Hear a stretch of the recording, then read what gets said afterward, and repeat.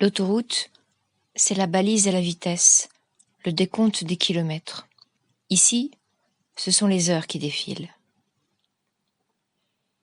F. On l'appellera F.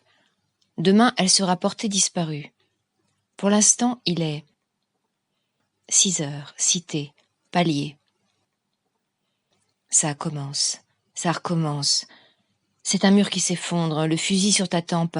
C'est un trou dans ta tête, fillette, le cœur, le corps dressé. Et tu ouvres la bouche, main à plat sur le lit, et vite sur les oreilles. Mais il n'y a rien à faire, fillette. C'est quoi encore? Et ça fait quel bruit? Ce n'est même pas que ça frappe, ça fait... Quoi? C'est le cœur trop fort, arrêté pour de bon. Mais non, tu n'es pas morte, alors ça sort d'où? C'est ici, à côté. C'est le mur qui s'effondre, un troupeau d'éléphants, de buffles, c'est l'armée. Ça te traverse la tête, s'infiltre dans le trou, dans ce trou de la tête que le bruit a creusé. Ça vibre et tu l'entends. C'est un bruit dans une brèche. Une brèche? Quelle brèche? C'est un choc vertical, une masse contre un mur. Un mur? Non, c'est plutôt le palier. C'est des coups répétés, ça cogne à la surface, ça détruit et ça fend la porte de la chambre, la porte de l'entrée. Ça se propage partout. C'est passé sous la peau, dans le conduit de l'oreille. C'est ta chambre qu'on ouvre et c'est ton corps qu'on prend, qu'on arrache, qu'on entraîne. Non, c'est la porte en face, pas la tienne. Oui, voilà, on y est. Il y a des mots maintenant et tu peux les entendre. Et tu peux les comprendre. Est assez éveillé. Fillette, sur le lit, les mains posées à plat, tu entends que ça parle. Ça parle et se détache. Il y a une voix humaine. « Police, ouvrez !» Voilà, tu as compris. 6h07. Cité. Chambre de F. Ce que tu reconnais par ce que tu l'entends est partout, tout le temps. Il paraît que le cerveau s'habitue au bruit, mais certains experts disent le contraire. Tu es trop petite, ne sais pas. Par contre, ce que tu vois, c'est que la brèche existe. En te retournant dans ton lit, tu découvres une fissure dans le mur qui n'y était pas tout à l'heure. Voisine de la fenêtre, elle est mince mais très longue, suffisamment profonde pour laisser passer l'air. Au travers, tu perçois des claquements de portière, des pas, des cris, le moteur, le frein, la sirène. Tu attends que ça se termine, mais le mur se fend de plus en plus. L'oreille collée contre, tu comprends que toute la rue y entre, commence à faire son nid. 6h08. Cité. Chambre de F. Fissure. On pourrait se glisser dedans, échapper à ce qu'on nous demande, ne plus s'habiller ni partir pour l'école, ne plus avoir à écouter, à obéir, comme si on n'était pas dans l'épuisement constant. On pourrait dormir là-dedans, dans le mur, entre le trottoir et le lit, puisque de toute façon l'immeuble nous traverse. Devenir plus petit que nos ombres et se reposer dans la brique, cesser de sursauter à la moindre occasion. Mais comment? Autour de la fissure, la vitre, le plafond, le sol, le matelas eux-mêmes vibrent. Il faudrait devenir absorbant, réversible, si souple que ça n'existe pas. Il faudrait pouvoir se rendormir quand même. Dans un conte, ce serait possible. On trouve des héroïnes qui dorment dans des fleurs, protégées de la pluie. Au lieu de ça, brèche ouverte à tout vent, l'immeuble entier menace. 6h25. Cité, chambre de F. C'est l'heure de partir. Avant que ça se réveille, la vie normale, celle de l'immeuble d'en face, de la rue, des boutiques, que le serpent des voitures passe sous ta fenêtre dans un flot continu, c'est l'heure de t'en aller, F. F comme fille, F comme fuite. C'est le moment. Tu le sais, non? C'est le moment exact. Tu y penses chaque matin quand les autres enfants sont encore dans leur lit, chaque soir quand tu comprends que tu ne vas pas dormir. 6h25, c'est même déjà tard, il faut filer maintenant. Tu entends ce que je te dis? Oui, bien sûr, réponds-tu. Mais pour aller où? Tu cries, tu hurles. Aller où? N'importe où dans le silence, réponds-tu de toi-même. N'importe où dans le silence, répètes-tu devant l'horloge que tu ne sais pas lire. Tu t'approches de la fenêtre et tu fermes les yeux. Tu imagines un désert sans canicule, une banquise sans gel, une maison à l'écart qui pourrait t'accueillir. N'importe où dans le silence, ça ne dure qu'1 minute. Mais tu peux faire revenir à un élément de ton rêve 1 minute par nuit, 1 minute par jour, et parfois un peu plus. Il suffit de murmurer cette phrase ou une autre, avec tes mots d'enfant, n'importe où dans le silence. Passent et repassent sur la place de la bataille de Stalingrad les femmes qui partent au travail, les étudiantes, mères de famille, cyclistes, touristes, lycéens, les chauffeurs de bus, de camions, les pompiers, ceux qui tracent, ceux qui regardent les filles, ceux qui tournent et détournent, tous ceux qui ont un casque et les flics déjà, ceux qui mangent en marchant, celles qui roulent son caddie, ceux qui poussent leurs affaires, les coquettes, les hagardes, les sportifs, les fumeurs et, 12 heures plus tard, les clients, les dealers, les flics à nouveau, les enfants, les clochards, les types louches, les frimeurs, les cinéphiles friqués, en tout cas plus que la moyenne, ceux du quartier, d'ailleurs, accoudés au muret, yeux rivés à l'écluse. Tout ça, ce ne sont que des mots, de la réduction de tête. Passe et repasse, celui qui se demande comment gagner sa vie, celle qui voudrait emménager, mais où, comment, celui qui vise la boulangerie sans réaliser que c'est la nuit, qu'elle est évidemment fermée, tous ceux qui filent vers les stations, Stalingrad, Jaurès, parce que maintenant c'est l'aube, le petit matin, le début de la matinée, une matinée bien engagée, ma foi, midi se profile. Passe l'homme en costume, lunettes Vélib, la femme à jupe longue, robe rouge à rayures ou costume vert tendre, les centaines de jambes en jean, les fesses plates ou larges, les épaules nues sous les vestes, les traits tirés, l'air concentré, le sourire qui, vague, ne cesse de se redessiner, s'efface, se réduit, le flux qui se dirige vers le parc de la Villette, dont on ne parlera pas ici, le flux place de Clichy, place Charles de Gaulle Étoile, qui ne nous intéresse pas davantage, le flux qui tourne en direction de Gare de l'Est, Gare du Nord, République, Châtelet. Nous y voilà, ça y est. Il est encore tôt, finalement. Le car arrive, massif, sans signe distinctif qui indique la destination. Trop aimable, merci. Nous montons, la main sort de la poche. Valider son ticket comme ailleurs. Dernier geste où la norme se contemple elle-même, puis ça se brise, fracasse. Sur le ticket, la date est mise. Montez. L'endroit est assez vaste pour que chacun, chacune, y prenne place côté fenêtre, regarde défiler Paris avant de partir pour Fleury. Sur chaque siège, des femmes surtout, serrent des sacs plastiques ronds comme des ballots, comme ce que le mot seul suggère, ronds et pleins. La première fois, on se demande pourquoi. Et déjà, la fatigue prend. Nous partons. Cette boucle du car sur la place d'Enfer Rochereau pourrait raconter à elle seule tout le voyage Paris-Fleury. Le lion que l'on contourne sans avoir envie de le regarder, le jardin public tout au centre où nous n'irons jamais, où aucune des femmes n'aura jamais l'idée de passer un moment, ne saura même pas qu'il existe, les terrasses de café encore repliées en sous-sol, c'est janvier, février, et la gare RER qui s'éloigne. 35 minutes d'autoroute. 35 minutes. Et combien de fois à se hisser au-delà des voitures, à se frotter au mur anti-bruit, et avoir peur, encore et encore, d'avoir oublié quelque chose, d'être sans logique en retard, que le car crève et que tu n'y sois pas. Vérifier le contenu de ses poches, ne pas sortir le livre feuilleté dans le métro, tête à la vitre, scruter sans se faire remarquer les épaules des voisines, le pli amer, les mains.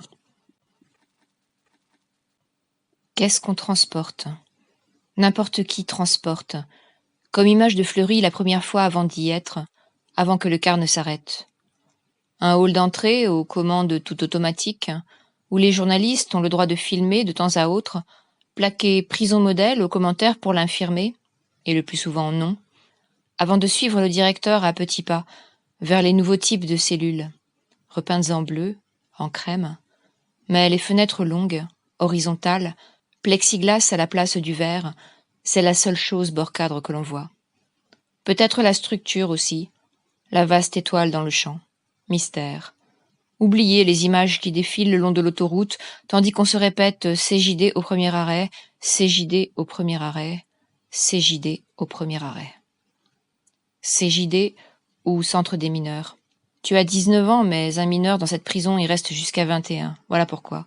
Et bientôt, tu vas me raconter qu'il y en a un de 13 ans, et tu le verrais. Nous sommes un jour de semaine, début 88, il fait beau. Une série de notes prises un an plus tard sur des feuilles de carnet aide un peu à se souvenir. Être passé de l'autre côté, C'est sensible à la texture même du papier, à ce qui manque au texte, à ce qu'on ne dit pas, du paysage, du reste, en se hissant à bord. Un jour, tu es revenu. Tu étais parti depuis 10 ans, tu devais avoir 25 ans. Ou 30 plutôt. Dans ce cas, tu avais vécu l'exacte moitié de ta vie ailleurs. Bac, Paris, Sorbonne, plus rien à prouver depuis longtemps, n'est-ce pas? N'empêche, dès la sortie du RER, ça pue le fric, as-tu pensé. La phrase t'a sauté à la gorge. Tu étais dans l'escalator, le château allait apparaître, quand ça pue a tout écrasé. Ça pue la bourgeoisie, quand tu faisais le tour de la place. La mort, quand tu cherchais des points d'appui. Château, bibliothèque, parc, école, monoprix. Ce que j'aimais, ça pue. Tu te désespérais. Non, c'était la colère. Oui, ça pue, t'étranglais. Ça sent les domestiques, les maîtres et leurs rapports. Ça pue servilité et violence psychique. Ça sent condescendance, mépris de tous côtés, du mien également. Je ne reviendrai pas. Ne reviendrai jamais. Le hurlement n'était pas loin. Ça pue, continuais-tu, aveugle à tout le reste. Mais alors voilà. C'est à ce moment-là, ça avait beau puer, rétrécir, enfermer. Je vais retourner au lycée. As-tu pensé quand même? Je vais boucler la visite avant de repartir. C'est à ce moment-là, rue Alexandre Dumas, que quelque chose d'unique, d'impossible à reproduire, de physique, de réel, de matériel et palpable, de visible, de tangible est arrivé. Tu m'as croisé, moi. Et j'avais 14 ans. J'avais 14 ans, forcément. C'est la rue du lycée. J'étais en 4e. Tu descendais, je montais, je revenais de cours. J'étais en 4e, donc en jean et en chemise, une écharpe nouée, sac US dans le dos, décoré au marqueur avec des noms de groupes, comme c'était la mode. Quel groupe? Comment savoir? Tu ne t'es pas retourné. J'étais en train de monter et tu ne t'es pas retourné, non. Tellement sidéré, je crois bien. Moi, je ne te voyais pas.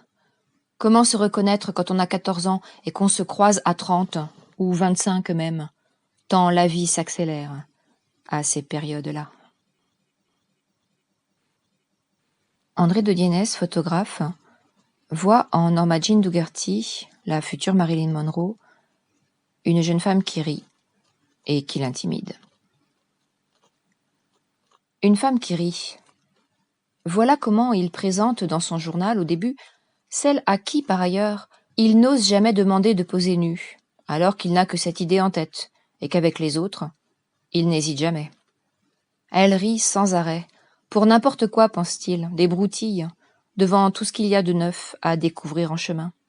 Elle rit et se moque de lui, parce qu'un rien l'inquiète, lui, le panique, tandis qu'elle joue les bravaches. André, un trouillard? Il lui propose de quitter Los Angeles, direction la campagne, la montagne, la vallée de la mort et tout ce qui s'ensuit. Road trip pur et dur. Elle rit à nouveau. Elle largue les amarres, le mari marin, la vie en usine. Elle dit oui. Les voilà dans la Death Valley, isolés, à la merci des mauvaises rencontres. Les voilà dans la neige, le cul gelé, tandis qu'ils imaginent les cartes postales de Noël que les hommes n'oseront pas offrir à leurs femmes, à leur famille. Les voilà à grimper, à s'écorcher les mains, à suivre des yeux les rapaces, à reprendre souffle, à chanter pour s'encourager. Et encore, il y a la route qui raccorde tout. Dès le début du voyage, il la fait poser en jupe étoilée, allongée à même l'asphalte, prête à se faire renverser. En pleine séance, il est pris d'une illumination. Les étoiles, le chemin tracé, l'horizon. Elle sera une star. Tous les signes sont réunis.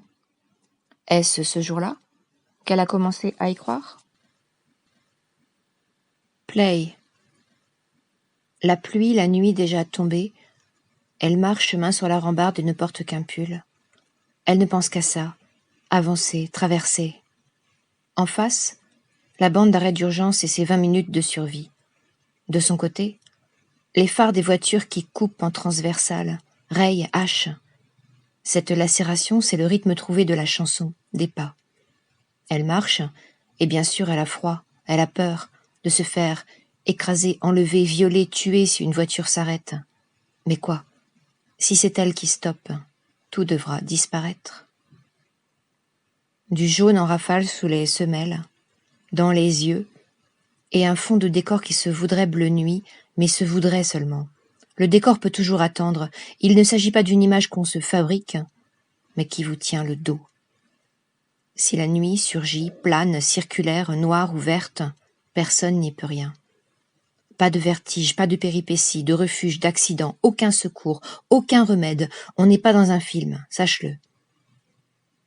À chaque nouvelle écoute, la fille reprend sa marche, la nuit plane se dresse, un mur derrière soi. D'ici là, il y aura eu ce corps-ci, ce corps-là, ce corps approché, revêtu, supposé, approché donc, embrassé et serré, supposé donc, pas le temps de le voir, de le laisser venir, que déjà enserré donc, entrelacer les doigts, le manteau, les vêtements qui encombrent et protègent, font ce corps approché, le détour, le cerne, danse et pris comme tel, et pourtant inconnu ce corps-ci, ce corps-là, et la peau donc, peau que ne connaissent pas ce corps-ci, ce corps-là, ne connaîtront jamais, ou peut-être bientôt, très très bientôt peut-être. Comment est-elle, la peau? Ce corps-ci, ce corps-là, pas vu depuis longtemps se parlent sans pouvoir se toucher. Se parlent, non, s'écrivent. Qu'est-ce que ça change au juste quand il n'y a plus la voix, quand il n'y a plus le corps, le regard, la peau, quand il n'y a plus le grain, le parfum ni le souffle, que seuls les mots comptent? Ce corps-ci, ce corps-là sont dans la même ville, sont à des kilomètres, sont chacun dans son île. Peu importe où ils ne sont pas ensemble. Et ils comptent les jours, les heures, les kilomètres, jusqu'au point de jonction. Le lieu ne bouge pas, mais eux, secrètement, ce corps-ci, ce corps-là, avancent jusqu'à lui, même sans avancer, même à prendre du champ, reculer, s'éloigner. Oui, même en s'éloignant, approchent secrètement. Oui, eux, secrètement, sont dans ce lieu sans nom, qui est peut-être un quai, un couloir ou un lit de rivière, le ciel s'il est changeant, et qu'il change pour l'un, pour l'autre également. Oui, voilà que le lieu, c'est le ciel d'un lit qui les protégerait. Voilà donc ce qu'ils rêvent, chacun de son côté.